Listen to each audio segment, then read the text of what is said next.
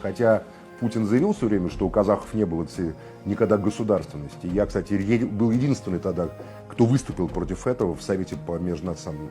Российский журналист, политический и общественный деятель Максим Шевченко высказался, что Казахстан – это наследие великой степной тюркской цивилизации, которая тысячелетиями жила на этих землях.